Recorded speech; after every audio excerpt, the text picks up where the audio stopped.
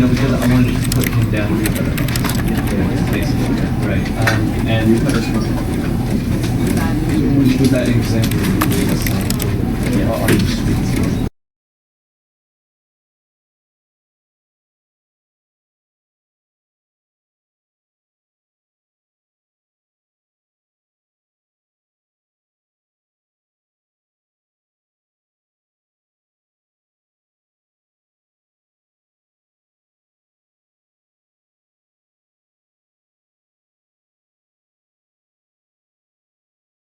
This is the story of a man named Stanley.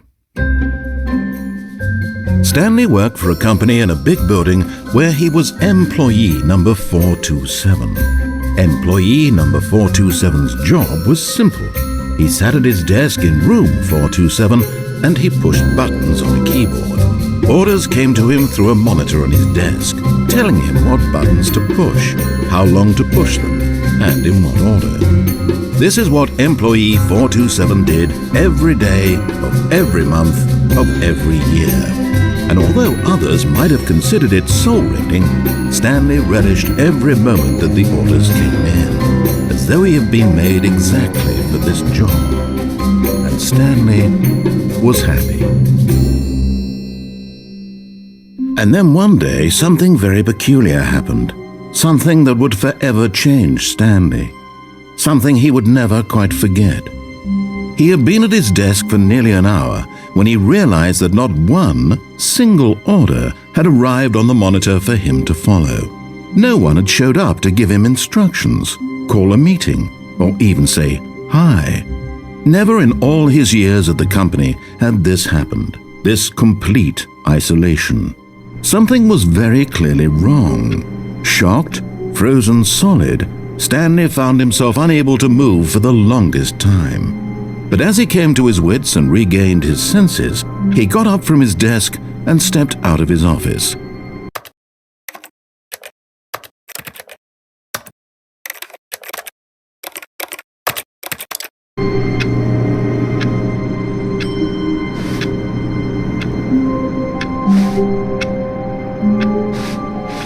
All of his co-workers were gone.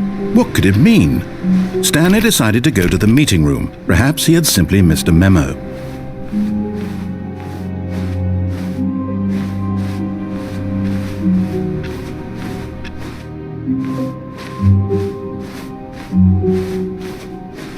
When Stanley came to a set of 2 open doors, he entered the door on his left.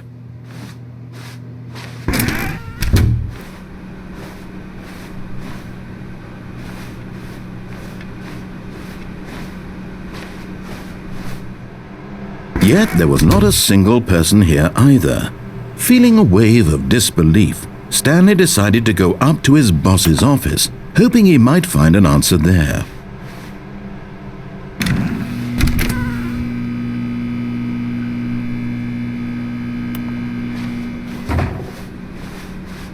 Coming to a staircase, Stanley walked upstairs to his boss's office.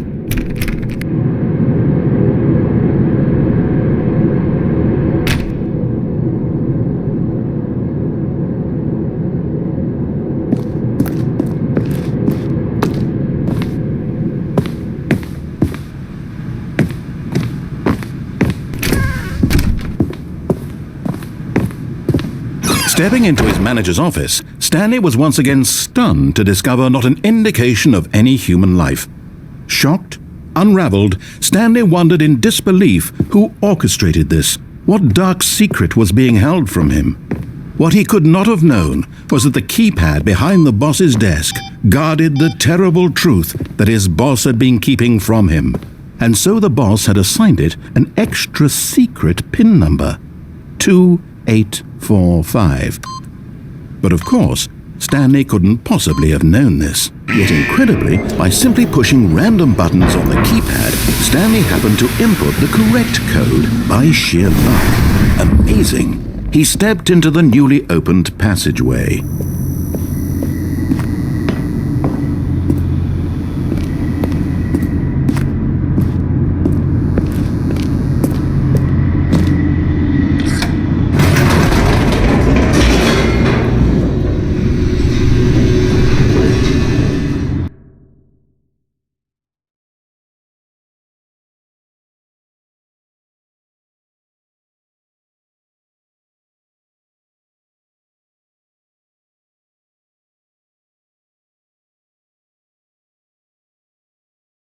Descending deeper into the building, Stanley realized he felt a bit peculiar. It was a stirring of emotion in his chest, as though he felt more free to think for himself, to question the nature of his job. Why did he feel this now, when for years it had never occurred to him? This question would not go unanswered for long. Stanley walked straight ahead through the large door that read Mind Control Facility.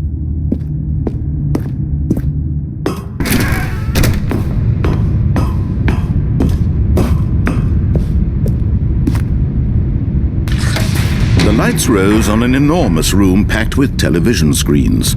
What horrible secret did this place hold? Stanley thought to himself. Did he have the strength to find out?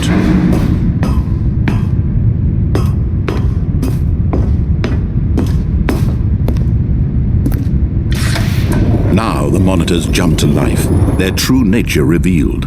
Each bore the number of an employee in the building, Stanley's co-workers.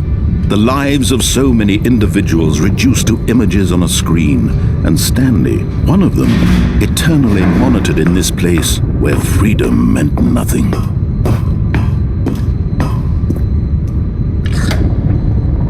This mind control facility, it was too horrible to believe. It couldn't be true.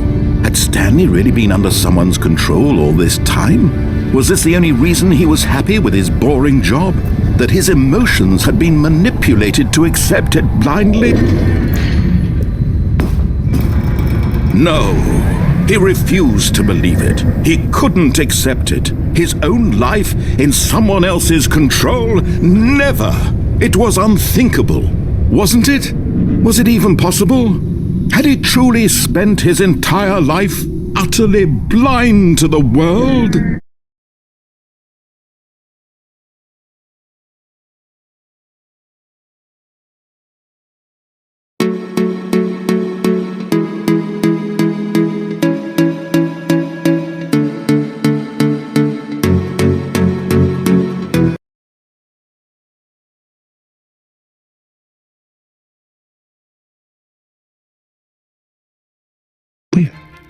Вы что, совсем тупые? Вы что?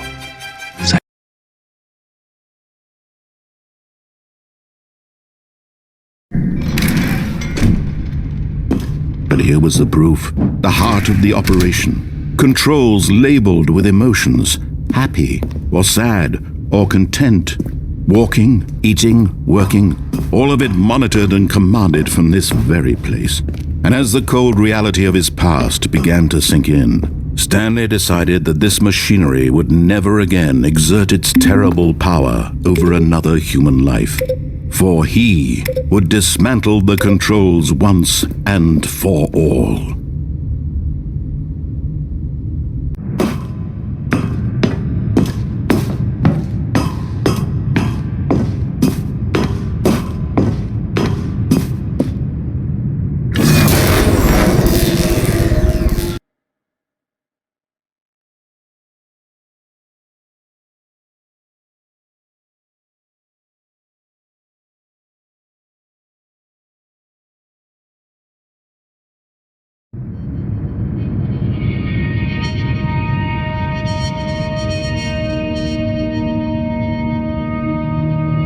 Blackness and a rising chill of uncertainty. Was it over? Yes! He had won! He had defeated the machine, unshackled himself from someone else's command. Freedom was mere moments away. And yet, even as the immense door slowly opened, Stanley reflected on how many puzzles still lay unsolved. Where had his co-workers gone? How had he been freed from the machine's grasp? What other mysteries did this strange building hold?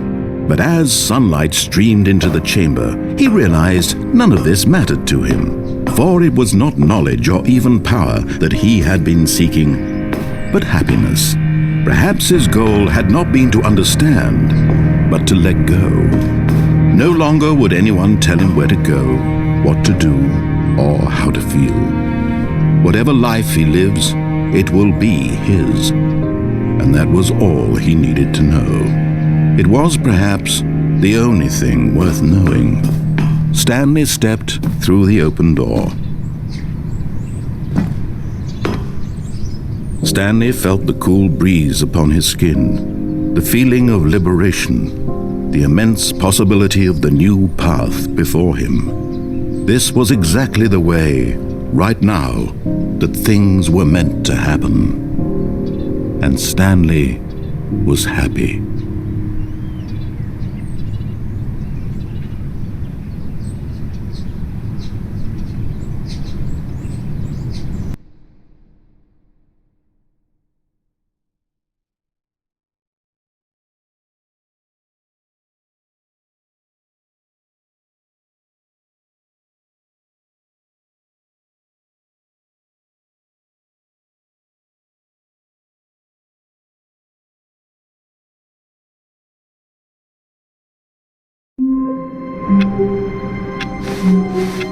All of his co-workers were gone. What could it mean? Stanley decided to go to the meeting room. Perhaps he had simply missed a memo.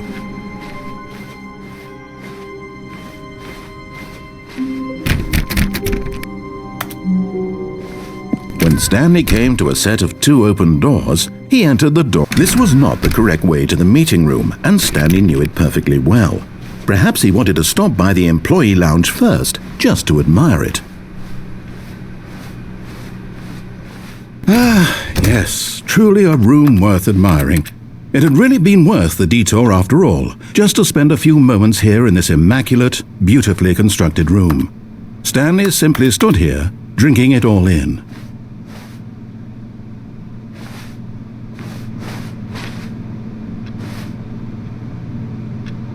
Yes, really, really worth it being here in the room. A room so utterly captivating that even though all your co-workers have mysteriously vanished, here you sit looking at these chairs and some paintings. Really worth it.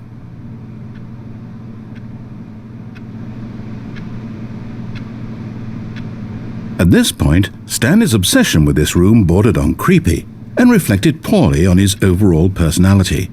It's possible that this is why everyone left.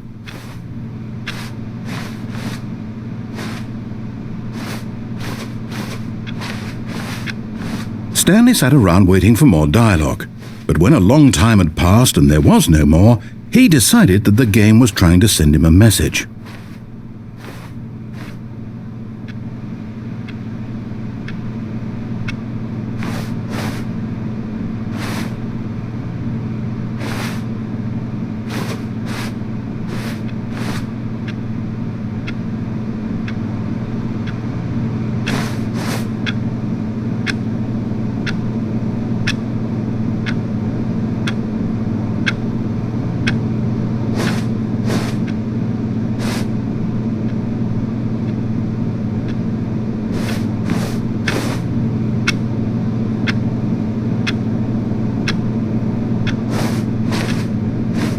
But at last, he'd had enough of the amazing room and took the first open door on his left to get back to business.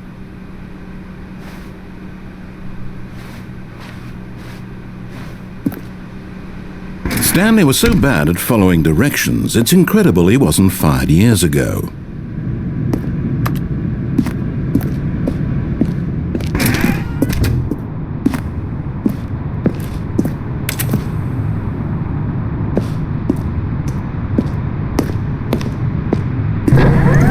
Look, Stanley, I think perhaps we've gotten off on the wrong foot here. I'm not your enemy, really, I'm not. I realize that investing your trust in someone else can be difficult, but in his eagerness to prove that he is in control of the story and no one gets to tell him what to do, Stanley leapt from the platform and plunged to his death. Good job, Stanley. Everyone thinks you are very powerful.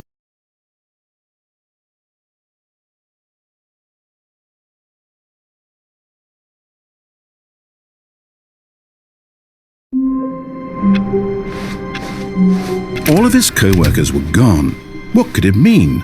Stanley decided to go to the meeting room. Perhaps he had simply missed a memo.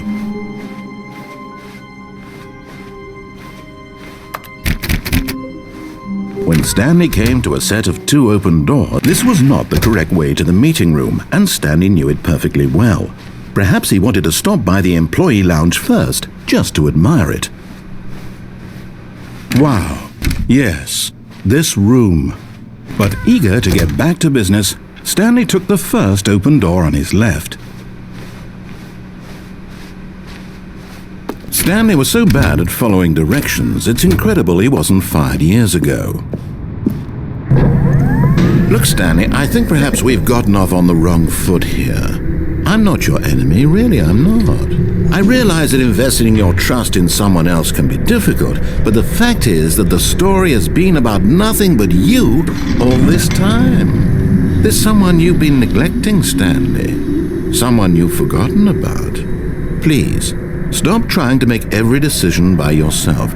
Now, I'm not asking for me, I'm asking, this is it, Stanley. Your chance to redeem yourself. To put your work aside, to let her back into your life. She's been waiting.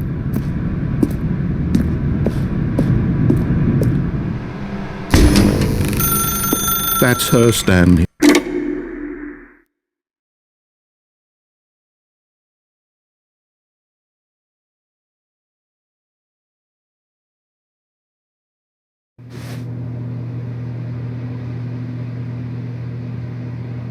Oh, Stanley, is that you?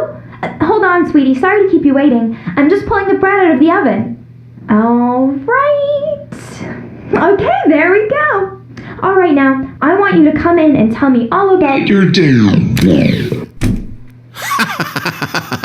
Gotcha! Oh, come on. Did you actually think you had a loving wife who'd want to commit their life to you? I'm trying to make a point here, Stanley. I'm trying to get you to see something. Come inside. Let me show you what's really going on here. This is a very sad story about the death of a man named Stanley.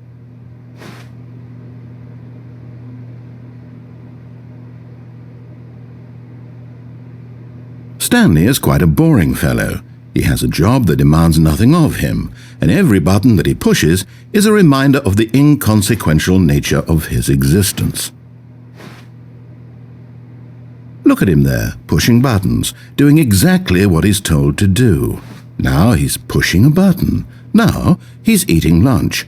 Now he's going home. Now he's coming back to work. One might even feel sorry for him, except that he's chosen this life.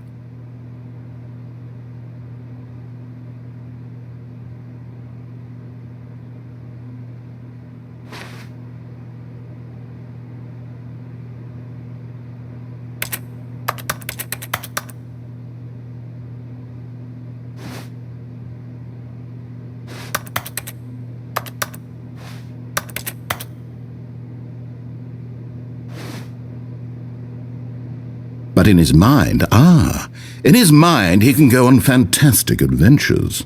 From behind his desk, Stanley dreamed of wild expeditions into the unknown, fantastic discoveries of new lands. It was wonderful, and each day that he returned to work was a reminder that none of it would ever happen to him.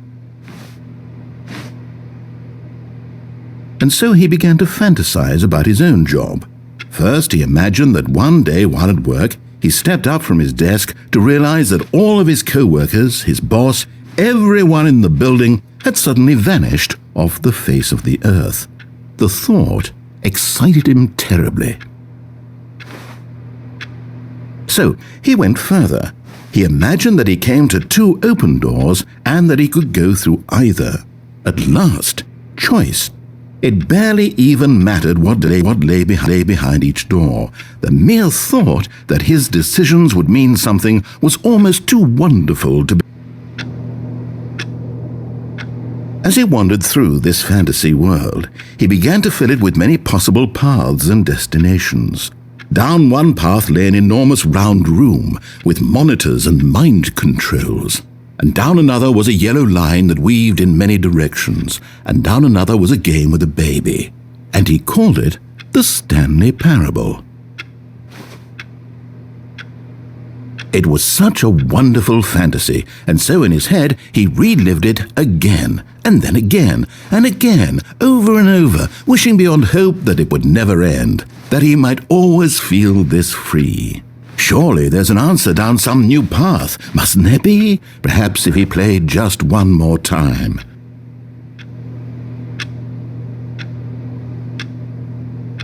But there is no answer. How could there possibly be? In reality, all he's doing is pushing the same buttons he always has. Nothing has changed. The longer he spends here, the more invested he gets, the more he forgets which life is the real one. And I'm trying to tell him this, that in this world he can never be anything but an observer, that as long as he remains here, he's slowly killing himself. But he won't listen to me. He won't stop. Here, watch this. Stanley, the next time the screen asks you to push a button, do not do it. You see? Can he just not hear me? How can I tell him in a way that he'll understand that every second he remains here, he's electing to kill himself? How can I get him to see what I see? How can I make him look at himself?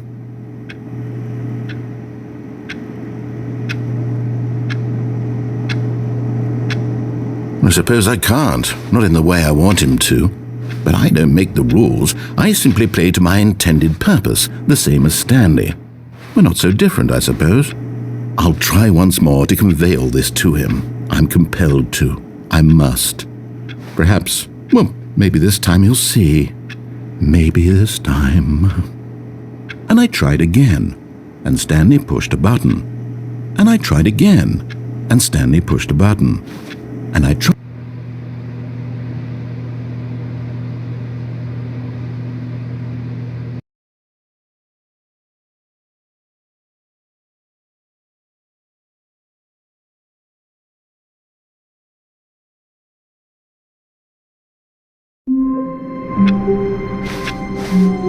All of his co-workers were gone.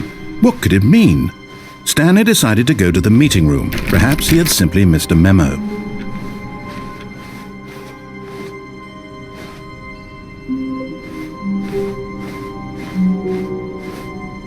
When Stanley came to a set of 2 open doors, he entered the door on his left.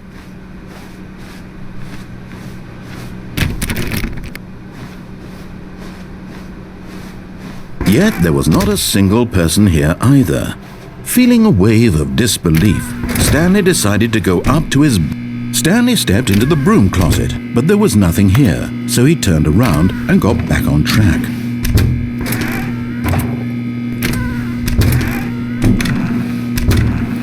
There was nothing here. No choice to make, no path to follow, just an empty broom closet. No reason to still be here.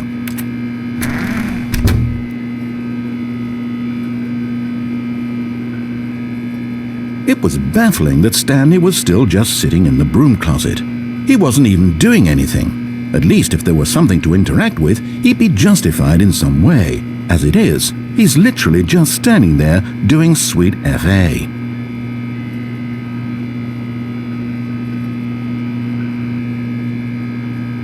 Are you really still in the broom closet? Standing around doing nothing? Why? Please offer me some explanation here. I'm genuinely confused.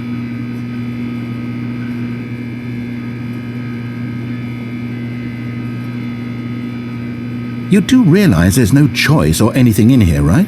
If I'd said Stanley walked past the broom closet, at least you would have had a reason for exploring it to find out. But it didn't even occur to me because literally this closet is of absolutely no significance to the story whatsoever. I never would have thought to mention it.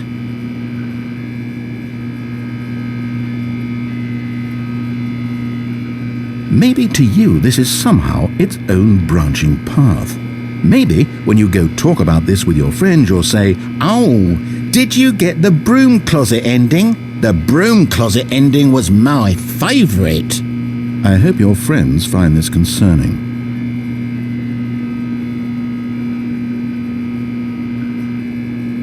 Stanley was fat and ugly and really stupid. He probably only got the job because of a family connection. That's how stupid he is. That or with drug money. Also, Stanley is addicted to drugs and hookers.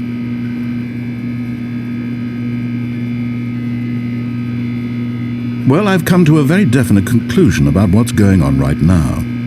You're dead. You got to this broom closet, explored it a bit, and were just about to leave because there's nothing here, when a physical malady of some sort shut down your central nervous system and you collapsed on the keyboard. Well, in a situation like this, the responsible thing is to alert someone nearby so as to ensure that your body is taken care of before it begins to decompose. Hello? Anyone who happens to be nearby?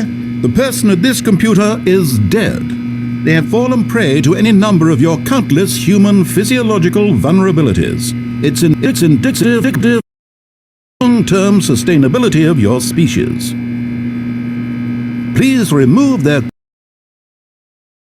and instruct another human to take their place, making sure they understand basic first-person video game mechanics and filling them in on the history of narrative tropes in video gaming, so that the irony and insightful commentary of this game is not lost on them. All right, when you've done that, just step out into the hallway.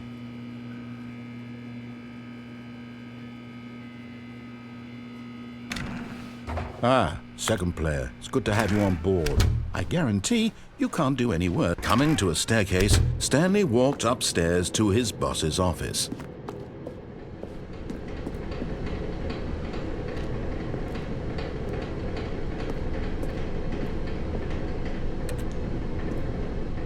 But Stanley just couldn't do it. He considered the possibility of facing his boss. Admitting he had left his post during work hours, he might be fired for that. And in such a competitive economy, why had he taken that risk? All because he believed everyone had vanished? His boss would think he was crazy. And then something occurred to Stanley. Maybe, he thought to himself, maybe I am crazy. All of my co-workers blinking mysteriously out of existence in a single moment for no reason at all? None of it made any logical sense. And as Stanley pondered this, he began to make other strange observations. For example, why couldn't he see his feet when he looked down? Why did doors close automatically behind him wherever he went? And for that matter, these rooms were starting to look pretty familiar. Were they simply repeating? No, Stanley said to himself, this is all too strange. This can't be real. And at last, he came to the conclusion that had been on the tip of his tongue. He just hadn't found the words for it. I'm dreaming, he yelled. This is all a dream. Oh, what a relief Stanley felt to have finally found an answer, an explanation. His co-workers weren't actually gone. He wasn't going to lose his job. He wasn't crazy after all. And he thought to himself, I suppose I'll wake up soon. I'll have to go back to my boring real-life job pushing buttons. I may as well enjoy this while I'm still lucid. So, he imagined himself flying and began to gently float above the ground. Then he imagined himself soaring through space on a magical starfield, and it too appeared. It was so much fun, and Stanley marveled that he had still not woken up. How was he remaining so lucid? And then perhaps the strangest question of them all entered Stanley's head. One he was amazed he hadn't asked himself sooner. Why is there a voice in my head dictating everything that I'm doing and thinking? Now the voice was describing itself being considered by Stanley, who found it particularly strange. I'm dreaming about a voice describing me, thinking about how it's describing my thoughts, he thought. And while he thought it all very odd and wondered if this voice spoke to all people in their dreams, the truth was that, of course, this was not a dream. How could it be?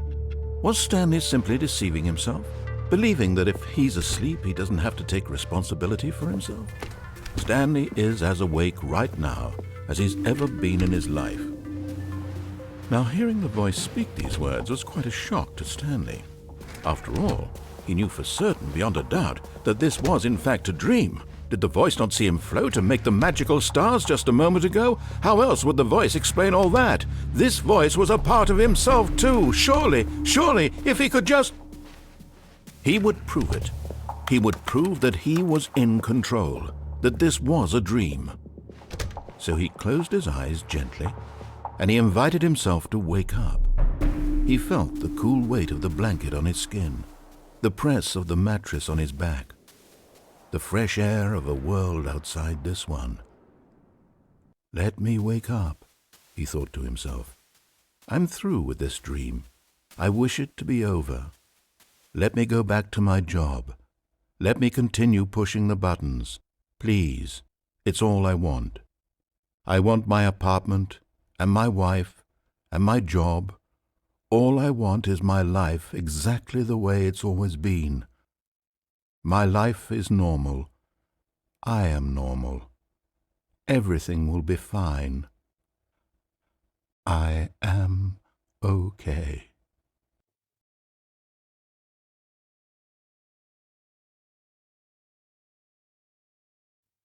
Stanley began screaming. Please, someone, wake me up. My name is Stanley. I have a boss. I have an office. I am real. Please, just someone tell me I am real. I must be real. I must be. Can anyone hear my voice? Who am I? Who am I? And everything went black.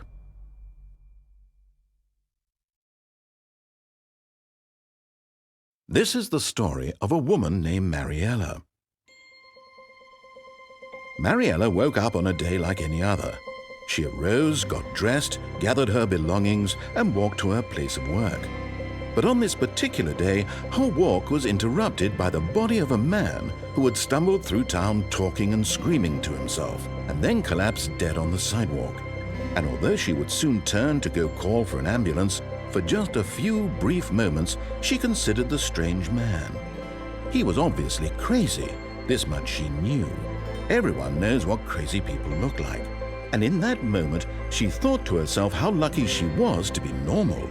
I am sane. I am in control of my mind. I know what is real and what isn't. It was comforting to think this, and in a certain way, seeing this man made her feel better.